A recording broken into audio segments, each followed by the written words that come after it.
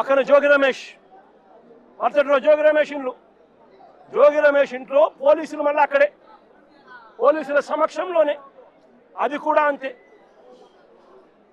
ఏకంగా పెట్రోల్ బాంబులు అంటే పెట్రోల్ పోసిన బాటిళ్లలో పెట్రోల్ పోసుకొని ఆ బాటిళ్లను ఇంట్లోకి చుట్టా ఉంటారు.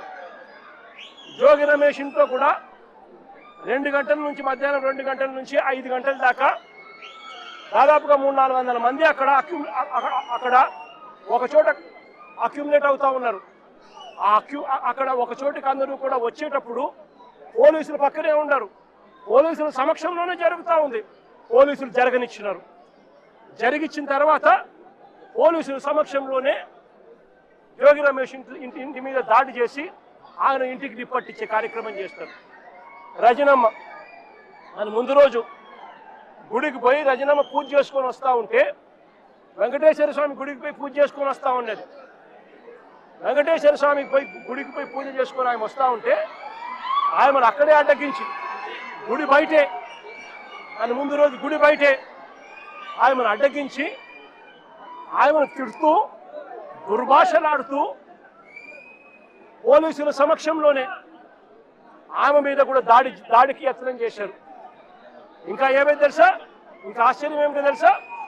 ఉల్టా అమ్మ మీదనే కేసు పెట్టారు. ఏమని? ఆమె గుడికి పోయి వీళ్ళందరినీ అటాక్ చేయడానికి ప్రయత్నం చేస్తాందని. ఏదైనా హద్దు పొద్దు ఉండాలి ఏదైనా మాట్లాడేసరికి.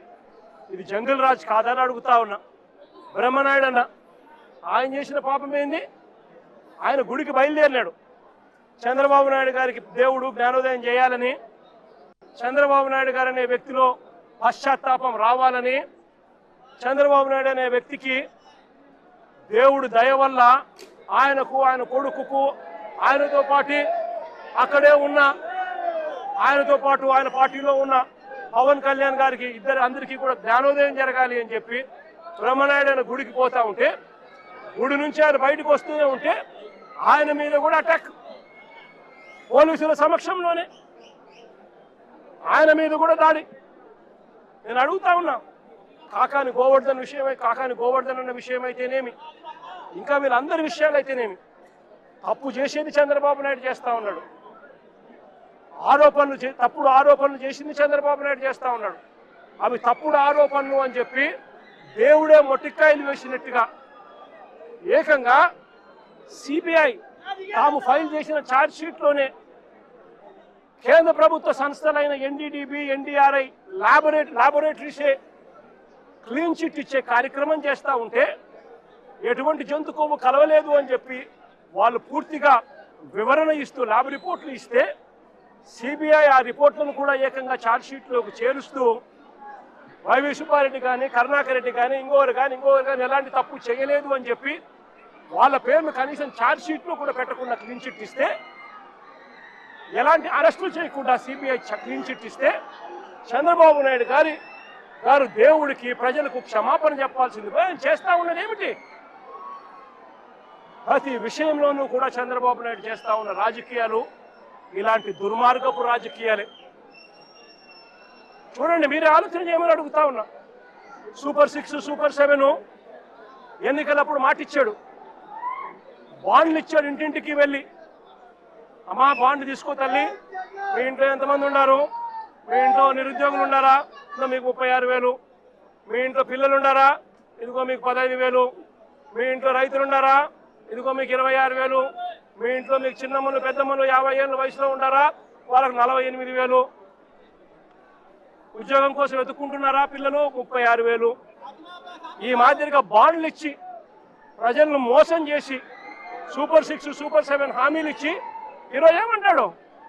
Super 6, super 7 చేసేసామంటాడు. సూపర్ 6, సూపర్ 7 చేసేసామని చెప్పి పొద్దు సిగ్గు లేకుండా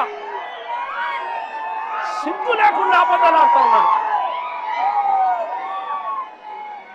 చంద్రబాబు నాయుడు గారు చేస్తా ఉన్నది తప్పు అని, చంద్రబాబు నాయుడు గారు చేస్తా ఉన్నది మోసమని ఎవరైనా ప్రశ్నిస్తే ఏం చేస్తా ఉన్నాడు? ఆ ప్రశ్నించిన వాళ్ళ మీద, సోషల్ మీడియా యాక్టివిస్టుల మీద, ప్రశ్నించే వాళ్ళ మీద కేసులు పెట్టి జైలుకు పంపుతా ఉన్నాడు. అబద్ధాలు చెప్పేది ఆయనే, మోసం చేసేది ఆయనే.